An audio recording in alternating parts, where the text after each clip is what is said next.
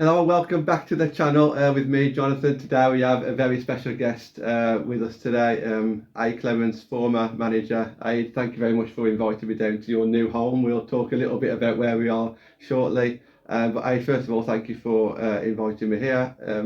Just talk to us what you've been up to since you've left Stourbridge. Well, my hair's gone a bit darker. It was grey towards the end of May. Just focusing on what's going on here, really. Obviously, they did the double last year. And they're looking at National League, whether it be this year, season after. It's just a project for the club. The aim is to be a very competitive team in Worcestershire, and I think you've had a look around yourself. Yeah, there's a lot going on here, and it's my hometown. I thought it'd be daft not to take the opportunity. Yeah. We had a little look around. It's got that community vibe. There's a lot going on. It's not just football, it's other sports as well, and things that maybe you guys aren't even aware of. So it's definitely worth doing a bit of research and following them on the social media, because there's so much to look at around Redditch Boroughs. So yeah, I'm really glad that I've come down today just to open my eyes a little bit about the club as a whole, not just the women's section. It's the summer. How's the summer gone from this year compared to last summer? Massively different, massively. I think last summer was difficult by anyone's judgment. It was tough, but we had a lot of players through the door, some existing players, some returning, new players wanting to play at tier 3, and I think you can see the competition in tier 3 now. It will be a professional league within the next few years, just by the way. The difference between Forest and ourselves when we were Stourbridge, the difference was palpable. Yeah. Everyone at Forest on a full-time contract, and we've got players playing for the love of it. Yeah. And that's why it really needs that big reset, really, to give all the teams with money the opportunity to bid to get up higher, and all the teams that want to be where they want to be. So it needs to level out to make it fair for everyone. Yeah. It seems to be on the right path in that sense. There's been a lot of talks about the pyramid changes, so hopefully they can finalise that. And I agree, the gap is absolutely massive there at the top and the bottom, almost to the point where there's some tier 4 teams that don't want to get promoted because it's too much of an ask, and that's a shame. But yeah, sure there'll be work going on behind the scenes. We're going to divide this video into a little bit about Stourbridge and a little bit about Redditch Borough. So let's just cast our mind back a little bit. Before you joined Stourbridge, you was there as a parent, as a supporter, obviously Daisy being there as well. Was you just there and thought to yourself, oh, I fancy a bit of managing here? What were your thoughts when before you took over? What is it that really took your eye a bit about being a Stourbridge? I think you've got to start with, I was purely a parent. I wanted to manage in tier 3. I've always wanted to manage tier 3, always manage as high as we could get to, but I didn't have any ambition of it being Stourbridge. When you look at the swift success that the club's had, and it's been great. You watch the progression that they've had, and the support and the fan base was fantastic. And just being at the games, just feeling that atmosphere in what is really an old-fashioned football ground, but it's a fantastic place to be. And I enjoyed the nights there watching my daughter play. And no, there was no aim for that at all to start with. Really, it was just as the opportunity arose, then the conversation started to be had. Yeah, you had a massive turnover when you first took over. I noticed a lot, and obviously you'll know this for many years being in women's football. I've only been around since 2018 when it comes to women's football. When a manager leaves, new players coming in and out, there was a big turnover. I can see a load of pros as well as a load of cons when that amount of players come in. Obviously the pros would be in bringing in players who are loyal to you, players that you may have had before. Did you think that it was a bigger overhaul than you would have liked? Oh, 100%. Yeah. Didn't expect it to be what it was, and maybe that's naive on my part. A massive respect for the two Andys, because they've made changes that they thought were right for the club, and maintained their dignity in their reasons for doing it. And I just think that I respect them massively for what they did and how they did it, because overall it cost them, it cost me, it cost the team. But they were loyal to themselves, really, and the reasons they wanted to keep things quiet. And managers move on, and players move on as well. But what I've realised with this is there's a hell of a lot of loyalty to managers, and players do follow managers a lot more now. And I think there's a lot more of that in the women's game. at lower levels because people want to enjoy what they're doing. Yeah. It's a big commitment. Like we train twice a week here now. That's a big commitment when people are working, studying. They want to enjoy what they're doing as well. So you can have as much ambition as you want as long as there's an element where you can enjoy it as well. And I think we didn't have that last year because it was tough. It was tough for me. Recruiting was tough. But I have to say that for every player that came through the door, they all wanted to play for Stourbridge.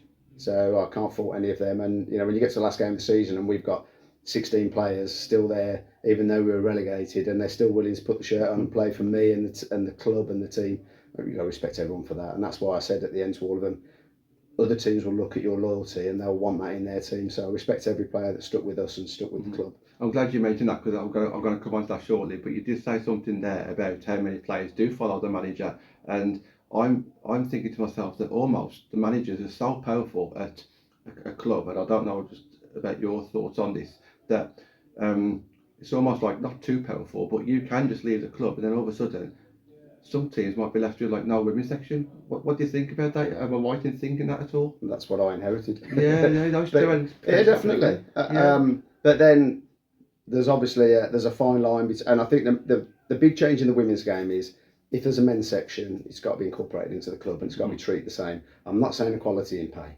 What I'm saying is it needs to be treated the same. Yeah. And you'll find sometimes in a men's club that obviously that's what brings in the revenue anyway. But if everyone within the club buys into those players as well, they're not just looking at the manager saying, well, you're the only person that represents the club in my eyes, so I'll play for you. And I'm not saying that was the case at Stourbridge. It's just that's the general case. You do find managers go and the players go with them because they go well. And it's always the club's fault, isn't it? It's never anyone else's fault. It's always the club's fault. But they do it. They do follow it. I mean, you can see that with Kiddie and Mike now going to TNS. Players are now going back to him. Yeah. It happens quite a lot. Yeah, absolutely. Yeah. You mentioned something there about having 16 players at the end and credit to them. Thoroughly agree with that. And I think it's only been quite recently where my friendship group, so I'm not saying about anybody else, but just the people who I chat to on a regular basis, is kind of give you the credit to actually having that team right up until the end of that season. And it must have been so hard to be able to do that. From an outsider looking in, it looked like a bit of a turbulent time for the club. The men's team probably may not have performed as well as they would have liked. FA Cup money wasn't there on both sides. The trouble with the ground as well, or the rumours about the ground and all that kind of stuff. Was it hard for you to keep some of the players happy enough for them to want to stay at the club? We had some natural turnover, I think, really. But I would say on the whole, everybody who played for the club wanted to play for me, but they wanted to play for the club as well. The club will be great again. It's just got to go through these times and these changes. It will get the ground sorted, and it will bounce back. The problem you have is with such rapid success, unless you're following that up, and it's always money related. You can't compete with the teams in those divisions and those teams around you. So then you rely on pulling in players that are loyal to you. Yeah. And that's what I've got here. I've got loyalty with some of the players that have come to me. But it only lasts for so long, and I just think it's very hard. The success that Stourbridge had has been fantastic. And I think Meg will do a really good job this year because I spoke to her a lot and she's a level-headed person. But it's hard. It's very, very hard. But the players will all, won't they? You saw it. Yeah, absolutely. Yeah. I'm sure you learned a lot about yourself as a person and a manager at Stourbridge. What would you say that you learned that you can now take to Redditch Boroughs? I said I wasn't going to manage again, so I don't think I've taken anything away with me that I should have taken. What have I taken away? Half the players. Well, that's true. That's true. Resilience, really. I think if you don't know me, nothing bothers me. You can say what you want, you can think what you want. It doesn't bother me because all I care about is the players, and always have done. I said here, I did a presentation and I did the interview. You probably saw it, and I care about the player more than the person. And if you're the right player, I'll do anything for you. And there's players that played for me 7-8 years ago that will still get a happy birthday message and things from me because once you play for me, you've been there for me. I'll be there for you, and that's that's what I'm about. So I'll bring that same character here. That we'll look after everyone first, and if we can win the league, great. If we can't, we'll have a good go, and then we'll look at next season or the season after. But I'm under no illusion that managing is very, very hard, and And I wouldn't have taken the Boltmere job had my wife not said I was too scared to do it. I wouldn't have taken the Stourbridge job if my wife hadn't said I was too scared to do it. So I think the reality is it's Tracy's fault, really.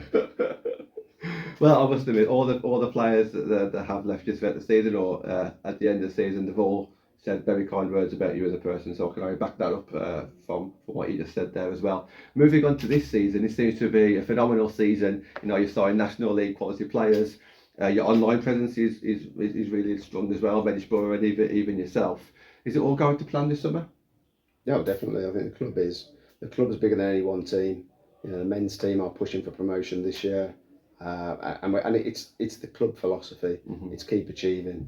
But the club won an award at the weekend down at Wembley, which is where Darren won it, which being the most 18,000 people, I think, and he was the best volunteer in inclusive football. And it's things like that that are putting the club on the map, really, and they'll only grow from here. When I came here 5 years ago, the club wasn't like this, and the committee are forever pushing for it to change, and it will keep changing, and only for the better. I can see that. I can kind of see just getting to know these other teams in the area until you actually ask the right questions and speak to the right people. You can see what's happening, and it's good. It opens your eyes, and it is as a fan. Redditch is your hometown. I don't know if you mentioned that already on the video, but it's your hometown. You know the coaches here. You know a few people walking around, just as he was walking around as well. Do you feel that this could be a long-term project for yourself? Considering it's down the road, you've got a group of players here who are young, who can stick together. You seem an ambitious club. You're an ambitious manager, ambitious players. Is this something that you can make home for maybe several years to come? Yeah, I'd like to think so. Obviously, it could be results driven, so we might find out by Christmas.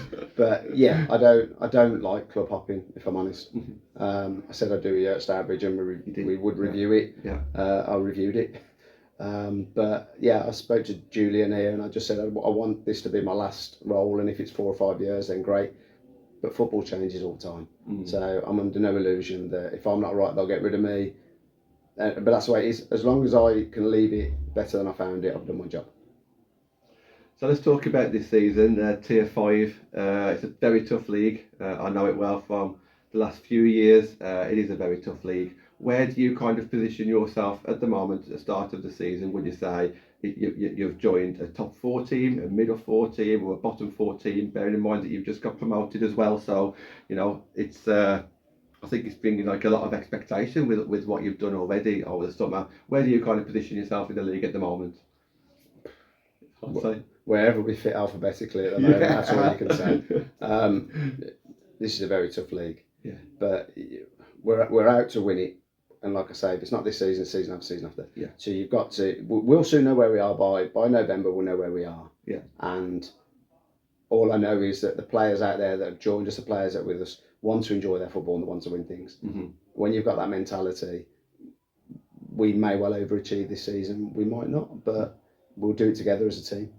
I was going to ask you what do you think now that you need to make your side a National League side, just to take that extra step into a National League? But you've kind of just mentioned it there, I guess, with the mentality of the players and the mentality of the people around you. Is that what you would kind of say that is the edge really? Just is it the mental side of things as well? Yeah, and I think when you come to a club like this that's had success and continual success, the players are already, they have a different mentality. They understand winning. They understand what it takes to get it over the line.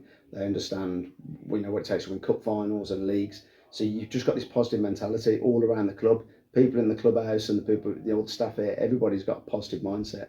So they're paving the way here and saying, well, go and do the best you can do, and we'll support you no matter what. These players, we've played 2 Tier 4 teams so far. And I've done that purposely because I want them to know that if you want to win this league, this is the kind of competition opposition you can be up against. There's a couple of Tier 3 teams I'd like to play during the season just to show the difference, the speed, and also how quickly they punish you if you make a mistake, because we learned that last season. Yeah. So it's all good. It's all good. You mentioned playing Tier 4 teams. You played Stourbridge in pre-season as well. Was it weird to play Stourbridge so quickly after leaving them at all? Not really. Yeah. I think it's a new team for Meg, isn't it? But I've got no animosity to Stourbridge. I've played Boldmere as well with two of my old teams. I've no animosity. I'm not that kind of person. Yeah. All I want is the best for every player. And if I can move players to different teams, I will always do that. And I think, Meg can testify that she's asked for any conversation I've had with her. I've tried to push players away where we can. That's what I'm about. I don't want to see the club fail. That's not in my nature. That's good to hear, isn't it? Yeah. And finally, just a word to women's football fans in the area, because support seems to be growing. The Lionesses have won back-to-back Euros. It seems more competitive teams within the area now, more volunteers, just a more interest online. Social media accounts are growing. All this. Just what would you say to the fans out there who are interested in women's football? Because to me, as a fan, I see it growing. I don't know if that's just because I'm very biased to it anyway, so I might be blinking. I'm not too sure. But do you see that it's growing as well? What do you kind of see happening? Massively. And it did from the last Euros to this one. It's grown. It will grow again. Yeah. I think. I don't know the answer, but I know a suggestion, and that would be that we shouldn't be playing. If you want to grow the women's game, don't have tiers 7, 8, 7, 6, 5, 4, 3 playing when Championship and the WSL are playing. Let's get there and support those games. But you can't. I don't think there's an answer to that. But you do see when the WSL games or Championship games are on a Friday or a Saturday, that obviously the fan base increases, because us as managers, coaches, and the players, they're actually female football fans as well, so they will go to these games. So I think when you look at the Blues game, last game of the season against Lionesses, that's the biggest crowd they'd had in the season. That's because people are available to go, but it's definitely growing. We see it here. I mean, there's plenty of requests for players and for spaces in teams, and there's an age group at every level, so there's always an opportunity. It's very interesting that you say that, because it's something that fans say all the time as well. It's a shame that there are so many clashes. Thankfully, because of Sky TV and other broadcasting companies now, there are games on a Saturday, for example, which it seems like that ball is rolling gradually, and hopefully that's going to be the case. And midweek games don't have everything on a Wednesday, have it on a Tuesday, Wednesday, Thursday, so you can get to more than 1 or 2 more games. Look, I'm going to let you're training now, so I don't want to take you away from the players much longer. But once again, thank you very much for doing this conversation, interview, whatever you would like to call it. And thanks for inviting me down, and best of luck for the season. And to you guys, thank you. Thank you, Aid. Cheers. Thank you very much.